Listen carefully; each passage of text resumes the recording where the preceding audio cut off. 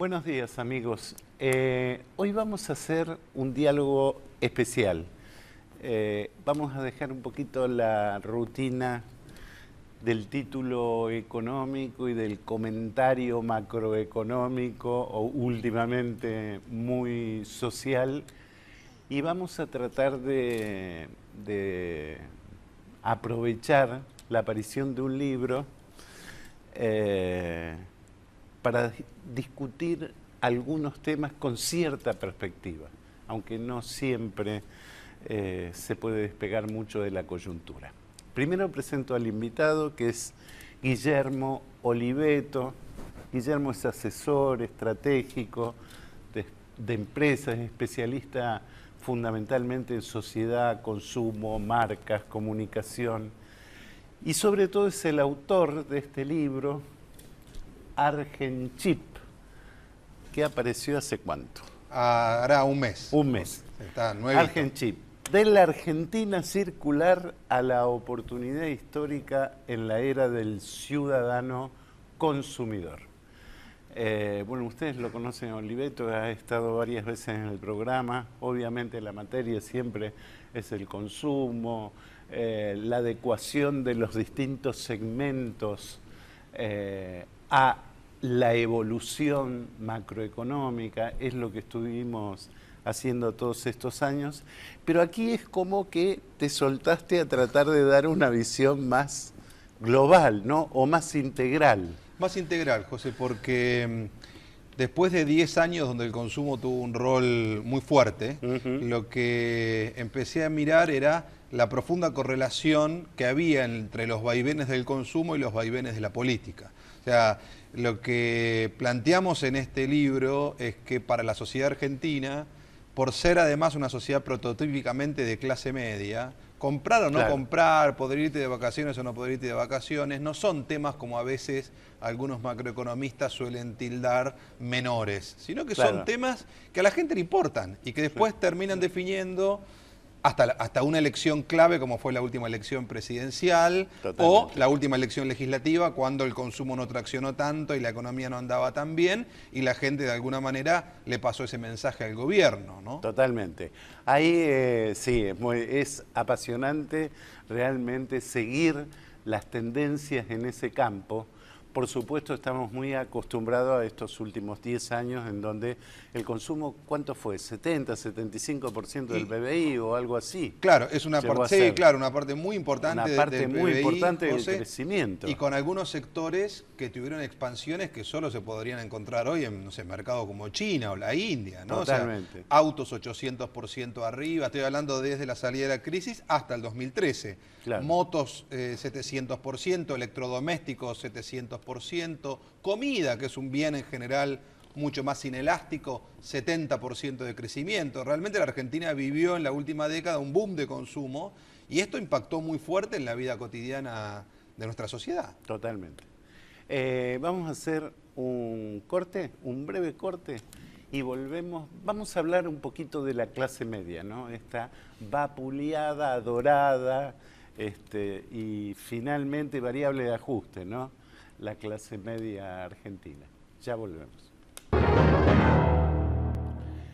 Bueno, ¿somos un país de clase media? O en todo caso hay varias clases medias, me parece, porque en los últimos tiempos aparece como una, o tal vez fue después del 2001, aparece una subclasificación, me parece, porque los comportamientos, hay comportamientos distintos según los ingresos, sean en blanco, sean más allá de no sé cuántos miles, etcétera.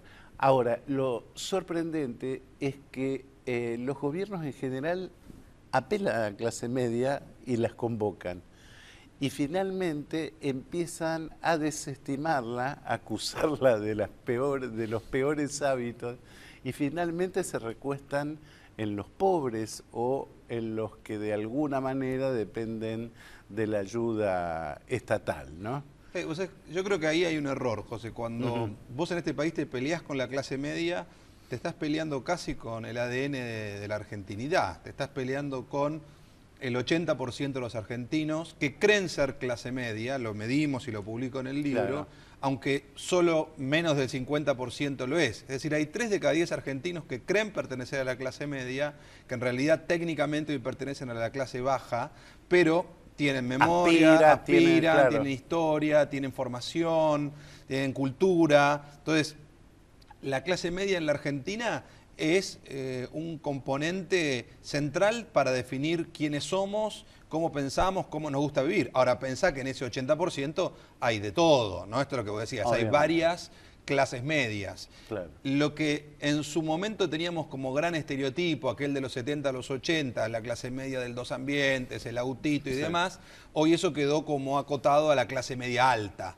Y hay una nueva clase media que emerge después de la crisis con un ingreso mucho más acotado, con un ingreso hoy familiar a día de hoy aproximadamente 13.000 pesos por familia por Ajá. mes, que no es un ingreso que permita darte una vida de muchos lujos, pero que de todas maneras se la rebuscan para poder tener una vida digna dentro de lo que son ciertos hábitos y patrones de consumo de un ciudadano de clase media. Tal vez a pagar un alquiler, compran algunos productos de primeras marcas y otros por ahí prefieren ahorrar. Claro. Cuesta más hoy, sobre todo en un año difícil como este, ir a comer afuera, la inflación ahí pega mucho, pero lo que es clave en ese segmento específico es qué pasa con el empleo, que es el gran dilema de este año, ¿no?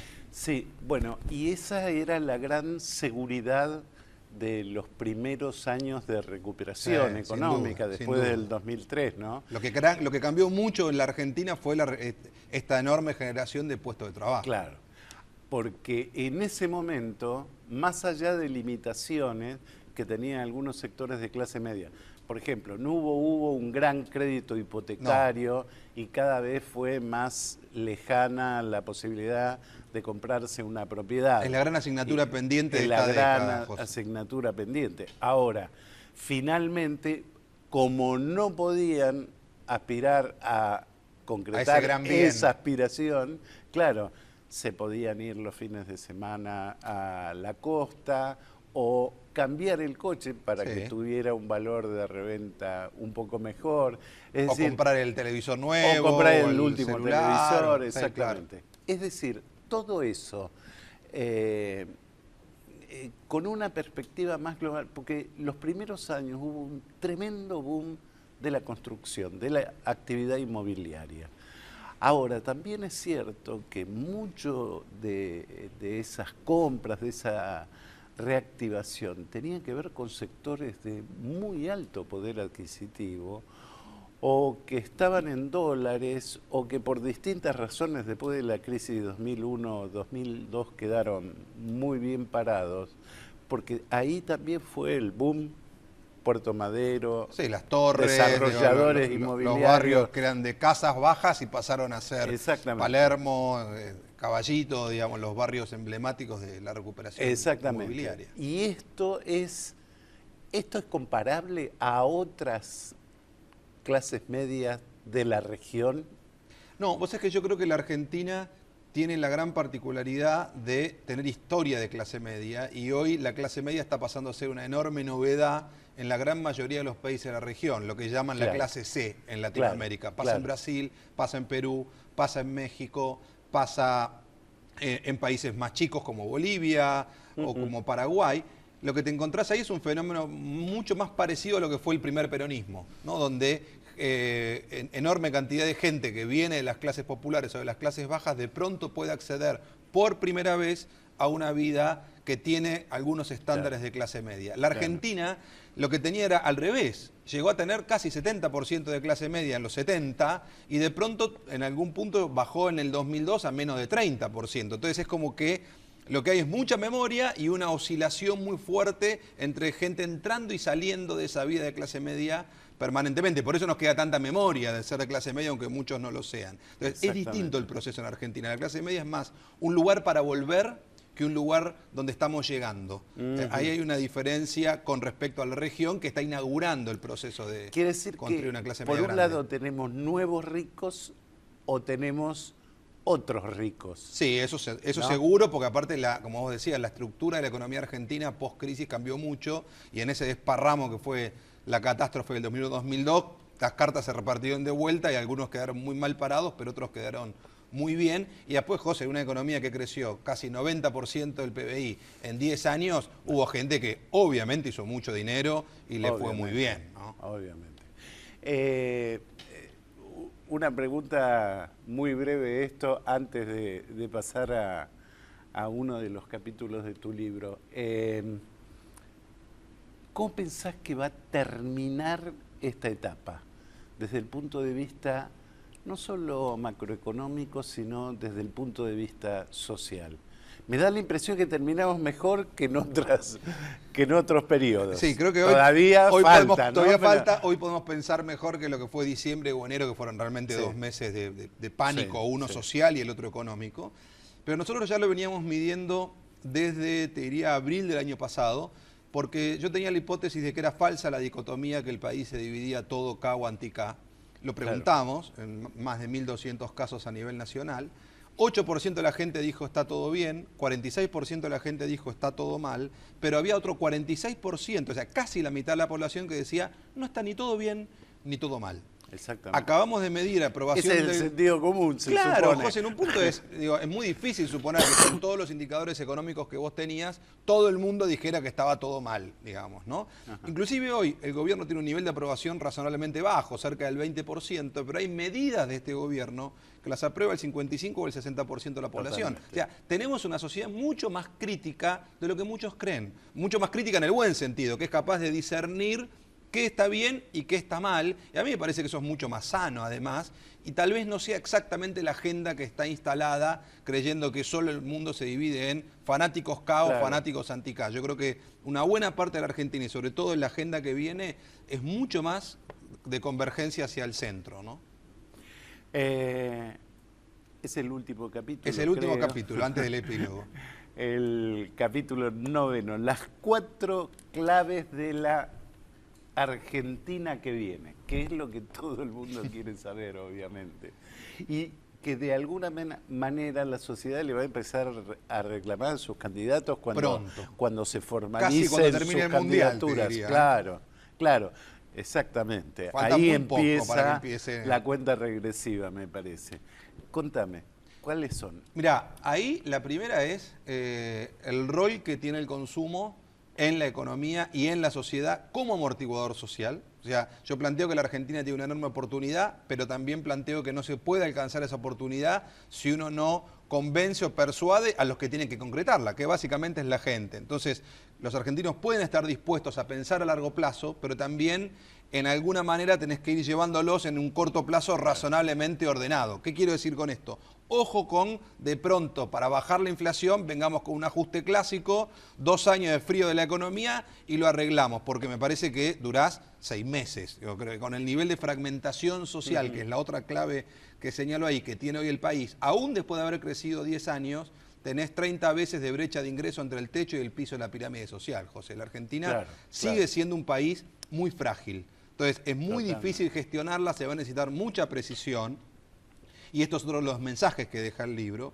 Y el tercer elemento a considerar es el empleo. El empleo que yo creo que es una herencia que queda de esta etapa del kirchnerismo y también de lo que fue pasar por 25% de desempleo, que es, ojo también con cómo estructuras la producción, con cuánto y cómo te conectás con el mundo, de qué manera.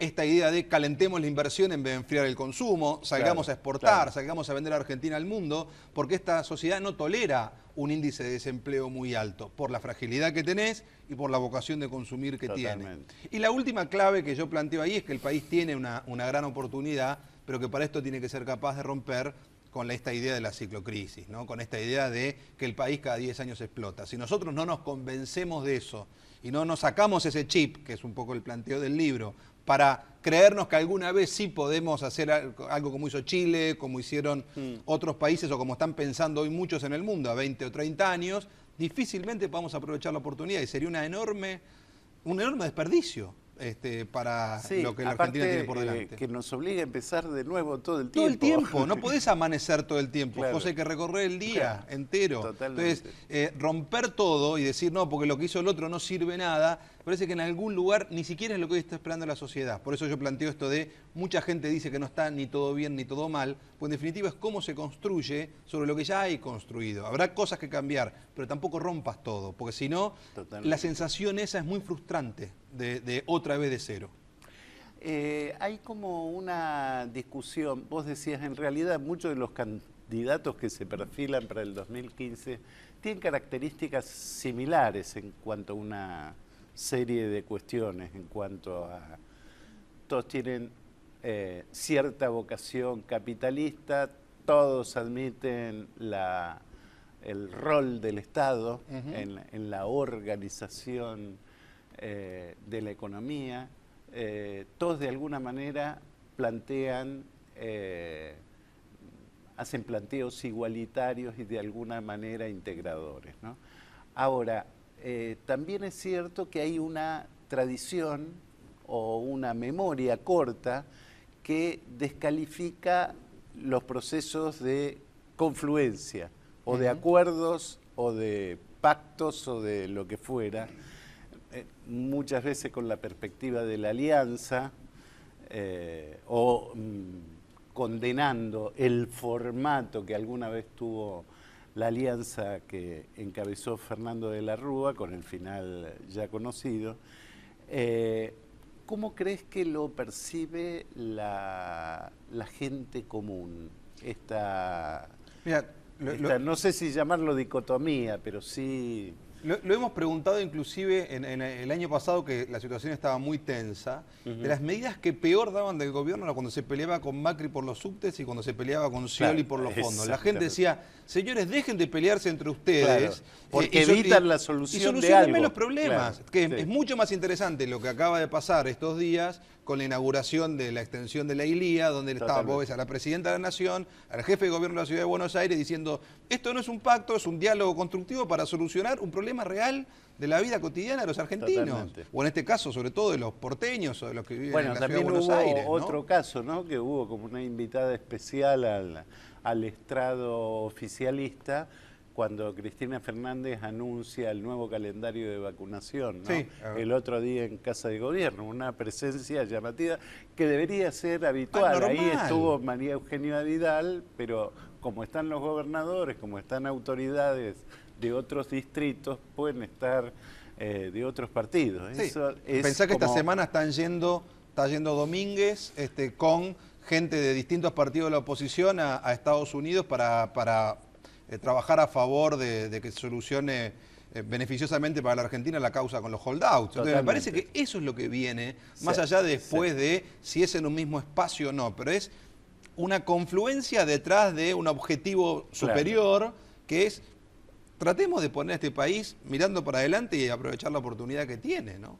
Ahí es muy interesante eso, porque a veces no se concreta electoralmente o políticamente esa confluencia, pero sí se da en los hechos, ¿no? Esta dinámica del último tiempo de, bueno, creo que todos se dieron cuenta. Sí, la gente políticos leen encuestas también. Claro, leen encuestas.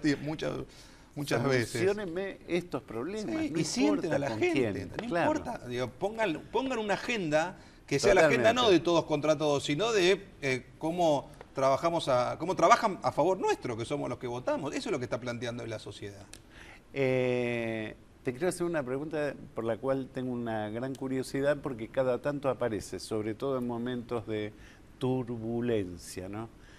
El egoísmo, la codicia, la mezquindad, el ombligo, digamos, ¿no?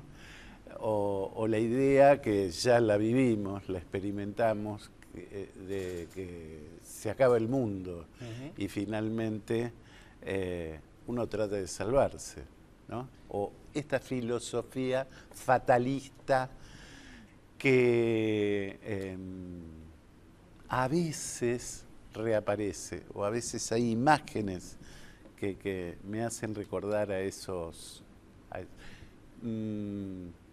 ¿Esto existe? ¿Es real? Sí, o sea que yo, uno de los capítulos del libro también hablo de los vicios y virtudes de la Argentina.